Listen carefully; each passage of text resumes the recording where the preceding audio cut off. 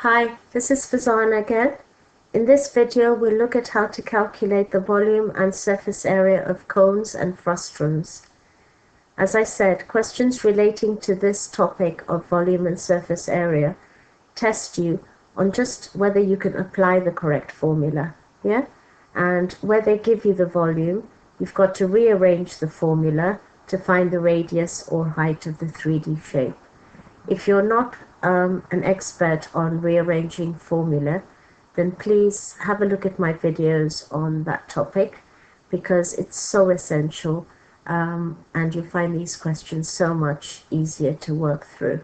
All right? How you approach the question and your layout of the answer is really, really important.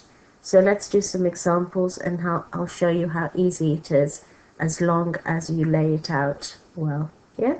All right.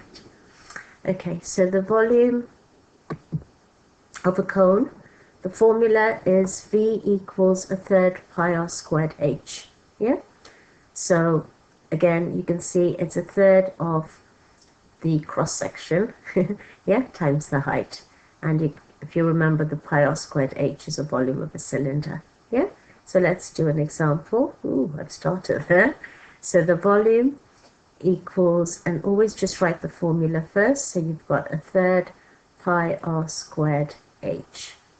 And now we can write the numbers. So you've got a third pi, the radius is 4, so you've got times 4 squared, and the height is 6.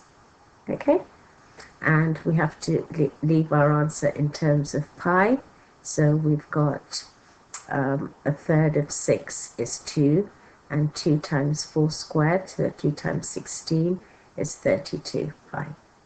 Okay, so this is a typical non-calculator question, yeah, where they ask you to leave your answer in terms of pi. All right, yeah, okay. The surface area of a cone, when they did used to give the formula sheets, they only used to give the curved surface area, but you can tell the total surface area would be the curved surface area, which is pi r L. Yeah, so that's total surface area.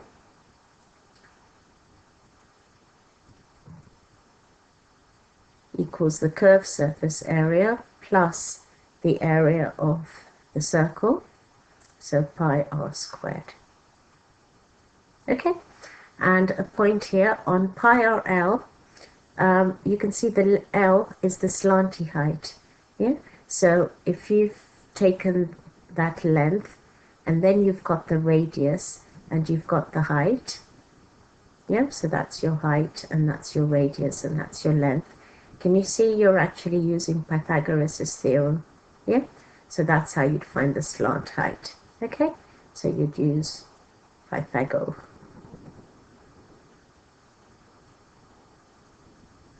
All right, yeah, okay. Let's do some questions. Okay, this time they're telling you the cone has a volume of 1,650 centimeter cubed and the height of 28, and find the radius and give your answer to two significant figures. So again, can you see we have to rearrange? So first of all, always write your formula. So volume equals 1/3 pi r squared h. Yeah, and now write down what you know. So you've got 1,650 equals a third pi. We have to find the radius, so r squared times 28. Okay, now let's see what was done to that poor r, and we're going to make it free. So we squared it, then it was multiplied by 28 pi, and then you can see that 3 applies to the whole thing, and then it was divided by 3. Okay, so now we go backwards and we multiply by 3 first, then we divide by 28 times pi, and then we'll square root it. Okay, so that's what you do to the 1,650. So you go 1,650 times 3, and then you can divide it by 28 times pi, yeah, with your fraction button, yeah, and then square root your answer, and out comes your radius, yeah, okay. So your radius would be 7.5 centimeters. Can you see how simple it is with this rearranging? Otherwise you're thinking, okay, I'll multiply by the 28, then I'll divide by the 28, then I'll divide by pi, then it's a third of it, so then if it's been multiplied, I'll divide by a third, and then you don't have those and thens, yeah? Okay, it all comes out in one go.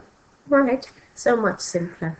You're actually conserving your energy for the really intense questions. Yes, so these sort of questions are supposed to be pretty simple and straightforward because it's about applying the formula. Okay, good. Next. The diagram shows an object made from two cones, one on top of the other. The top cone has a height of 8 and the bottom cone has a height of 10, and both cones have a radius of 5. Okay, so we'll just go put the 5 there. That's fine. Okay, find the total surface area of the object. Okay, I'm assuming that that is hollow, yeah? So we're only taking the curved surface area of that and the curved surface area of that, okay? So let's do the first one, the one at the top. So surface area, again, write the formula, so it's pi r L, okay? So you've got pi times 5. Now, how do you find the curve length? Yeah, so you can see that's your 8 there. So we're trying to find that length there, okay? So length 1 would be the square root, and because it's your hypotenuse, you're adding, so you're going 5 squared plus 8 squared, and you get 9.43. Okay, I'll just put one more decimal place here. Nice, accurate. Okay, so you've got times 9.434. I'm not going to actually go on my calculator yet. I'll do it all in one go. Yeah, so the surface area of the next cone is again pi RL. So it's pi times 5 again. And this time when we're trying to find our L, we can tell that the height of that is 10. So again, we're looking for the hypotenuse.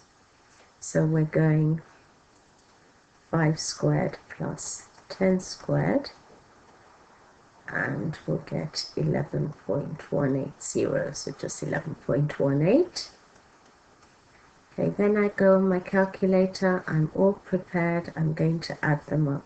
Yeah, so here I get 148.19, here 175.62, add them all up, and I get 323.81, and then let's say the 3 significant figures, we'll have 324 centimeters squared to 3 significant figures. Okay, yeah, so that wasn't so bad. No matter how ugly looking the shape, all you're doing is applying the formula, yeah, and just applying a bit of logic. Okay, good.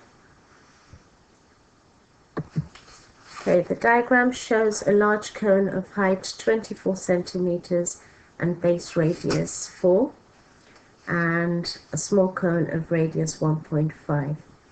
Okay, what you're supposed to realize is that small cone there and that big cone there are similar.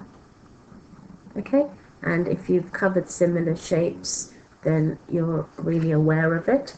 But otherwise, please watch my videos on similar shapes here, where we do scale factor. Okay, but in this case, we're just going to do it in terms of ratio. All right?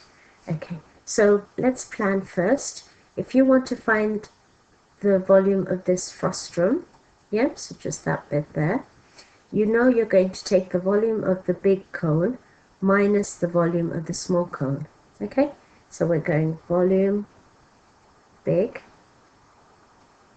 and then volume small.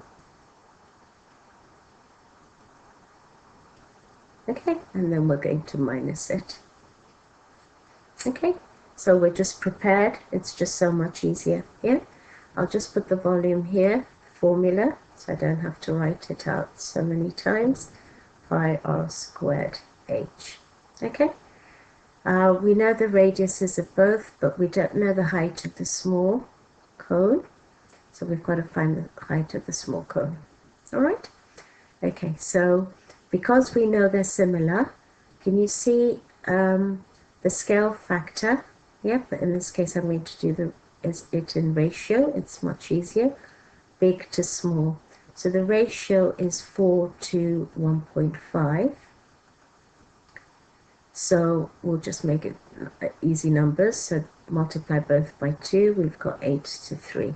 Yeah, so that was the radius ratio, and the height is 24. So can you see you've multiplied that by 3? So you multiply that by 3 and you get 9. So the height of that is 9. Yeah, so can you see they're similar? Okay, now we've got enough information to complete it. So the volume of the big is 1/3 pi, radius is 4 times 4 squared, and the height is 24. Don't go on your calculator yet.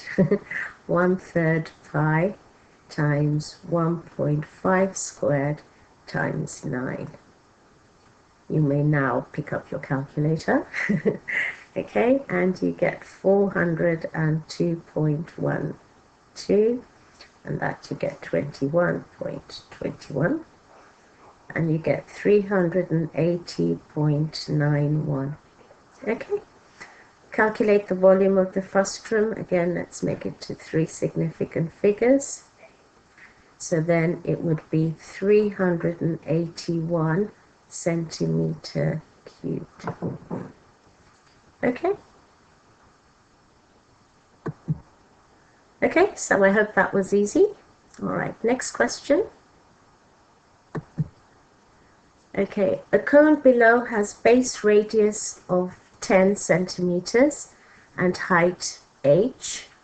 A smaller cone radius of 4 and height 6 is cut from the top. The frustrum is shown below in yellowish. Calculate the volume of the frustrum. Okay, so let's start off with a formula. So you've got volume equals 1/3 pi r squared h. And again, let's prepare. So we know we're going to do volume of big minus the volume of small. Okay, now let's go check we have everything that we need.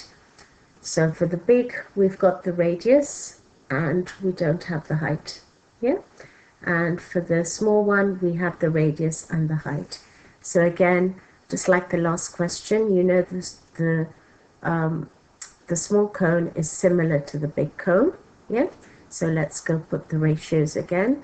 So big to small, the radius ratio is 10 to 4. Yeah, okay, so the height ratio will be 6. Now looking at it, I know you can multiply by 1.5, but if it makes it easier, half them all, so you've got 5 to 2, and then it's much easier to say, oh, so that's times 3, so that will be times 3. Okay, so the height of the big cone is 15 centimeters. All right, okay, we're good to go. So we've got 1/3 times pi times radius, which is 10 squared, times the height, which is 15, and 1/3 You haven't gone for your calculator yet, yes? 1/3 pi times 4 squared times 6. Okay, and then when you go put them on your calculator, we're going to minus, and we get 1570.8 and 100.5. And when you minus, you get 1470.3. Okay, so again, if it said 2 nearest centimeter cubed, then your answer would be 1470 centimeter cubed. Okay, yeah, can you see how Frustrums are really easy just because the shape looks a bit ugly, lampshade-like. It's just a case of applying the formula. All right, last question. Okay, again, so wordy, but we just take it as it comes, yeah? It's all about just applying the actual question to the diagram, yeah? And the more you draw on the diagram, the more everything makes sense, okay? All right, so you've got, the first diagram shows a cone of base radius 12 and height of 10, and a small cone is cut off, so that's radius 6 and height 5, yeah? And you can see it's in the ratio 2 to 1, yeah? So 10 to 5 and 12 to 6, okay? The frustrum, yeah, and okay, we got that. Okay, A, find the volume of the frustrum, okay? We won't leave our answer in terms of pi, because I just want you to go on your calculator. Okay, so volume of frustrum.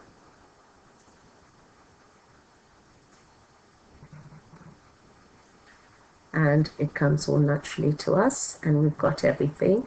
So the volume of the big minus the volume of the small.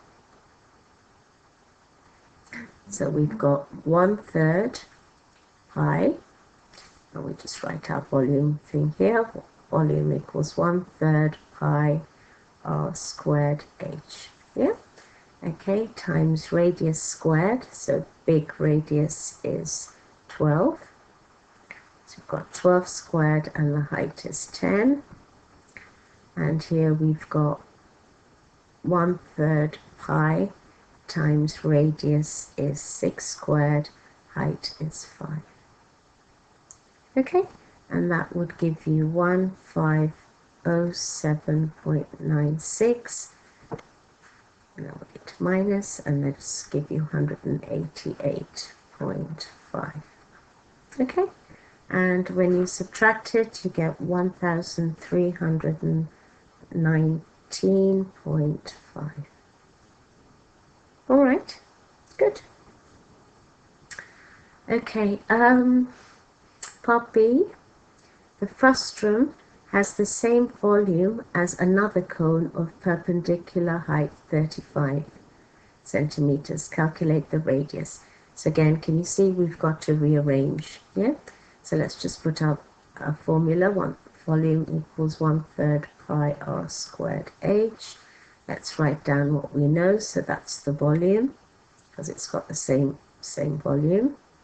So 1319.5 equals 1/3 pi, we don't know the radius, times 35. Okay, let's go rearrange again. So what's been done to the r? It's been multiplied by, it's been squared first, then it's been multiplied by 35 pi. So can you see, when I say what's been done to it, what's closest to it is being done to it first, yeah? So it's been squared, then multiplied by 35 pi, then divided by 3. So we go backwards, and the first thing we do is multiply by 3, divide by 35 pi, and then pi, and then square root it, okay? So we take the we go R equals 1319.5 times 3 divided by 35 times pi, using your fraction button, and then square root your answer, and you get R equals a nice round sum of 6 centimeters. Okay, yeah, all right. That's all for now. I hope that was manageable. Yeah, keep watching the video until you feel really, really comfortable, and then move on to my next video on volume and surface area of spheres. Okay, watch them all and your practice will be done. Okay, and remember, you're in control. Take care. Until next time. Bye.